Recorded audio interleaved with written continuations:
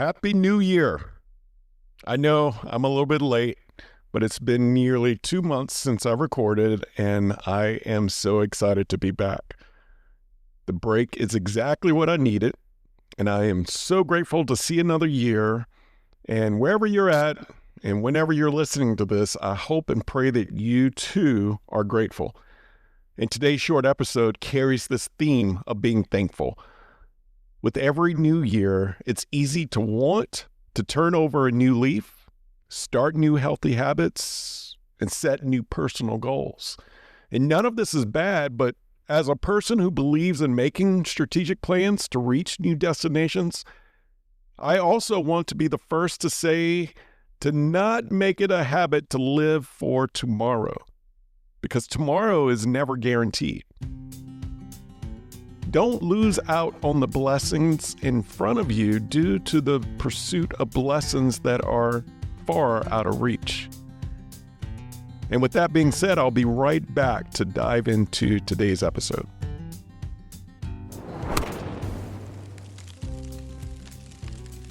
You are listening to the Work Life Eubiosis podcast with your host, Charleston Edwards. If this is your first time here, welcome. My goal is simple: to eradicate burnout and to bring harmony, purpose, and balance to this world, starting with the family. My hope is that this show and the stories shared will provide encouragement and ideas that will be valuable to you on your journey to work-life freedom. So let's dive into today's episode.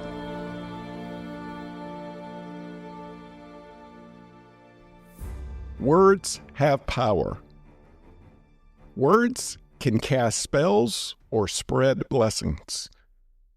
Words can change our moods in the snap of a finger.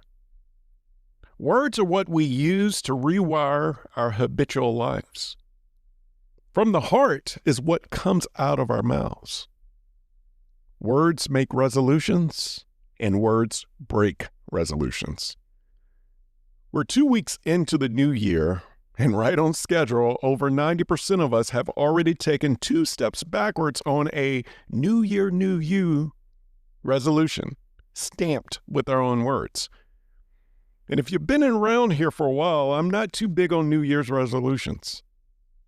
Resolutions are part of the win-then trap, promising something that results in temporary fulfillment and disappointment. Fulfillment is only sustainable when we can make a practice of focusing on the now. If we can let go of numeric goals and metrics, we will find that life is so much more satisfying when we are not sidetracked by tomorrow's wins or losses. Life is better when we count today's blessings. Growth is ideal when it comes to character, but the focus on worldly status is a trap.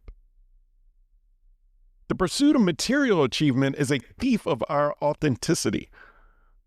One of the most important questions that I love to ask people is, what would you do for work if you didn't make one single dime? And if we're honest with ourselves, the answer is quite revealing. And it's pretty amazing to consider that most of us aren't doing anything close to what we would answer to this purpose question. Knowing the answer to one's purpose and calling is foundational to navigating burnout and navigating out of burnout. It's also key to navigating out of stress. And lastly, knowing our purpose is instrumental to being kinder with our words. In 2026, I'm challenging myself and others to release the false promises of tomorrow. We can't predict tomorrow, so there's no need to put stress or any sort of energy that takes away from today.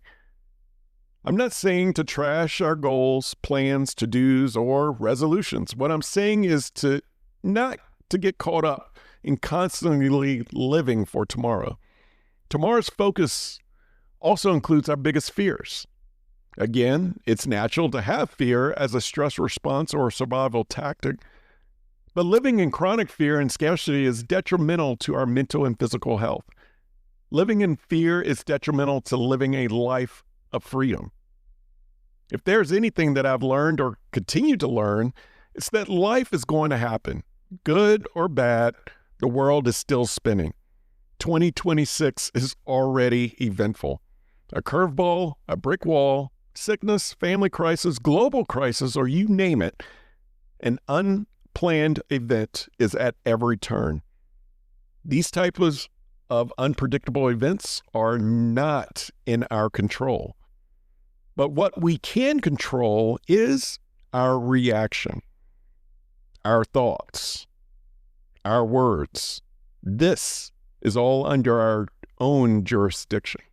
If you're like me and have already tripped up on a dream, a resolution, or an aspiration, or if you're already getting freaked out by the unexpected events in the first 10 days of this year, my advice is to be kind. Speak kindly to yourself. Reaffirm yourself in your primary purpose in life. And while you're at it, go give a kind word to someone who needs it even more, especially if that person is at odds with you. A kind word never hurts. And if it ever does hurt, perhaps that's not your problem to worry about. Our words have the power to bring peace or start wars. It's our choice, and we must choose wisely. And with this type of power, imagine the difference in our world if we choose to love with our words, to lift someone up instead of tearing someone down. And if we're going to set any more goals for this year or renew these goals, let it start today with the choice to love our words more.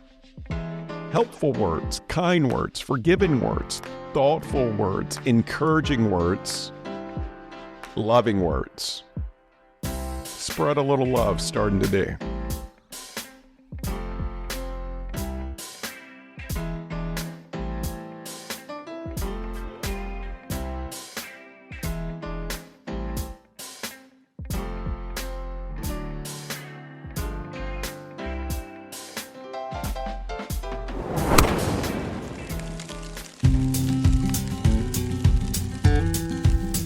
Thank you for listening to the Work-Life Eubiosis podcast, part of the Work-Life resources created by Own Your 5 to 9. I hope that you have found encouragement and a few ideas to strengthen your journey to purpose, freedom, and balance. Have you overcome burnout and found a new way of life? Millions around the globe are still at the risk of burnout and losing it all. And your story may be the one that sparks not only a dream, but action.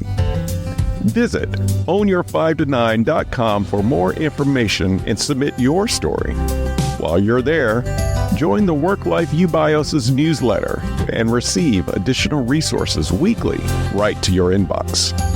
If you enjoy this podcast, take time to subscribe, rate, and leave a review. Share it with a friend or loved one. Remember, the most important organization in the world is the family. Let's do our part to strengthen it. Thank you for listening.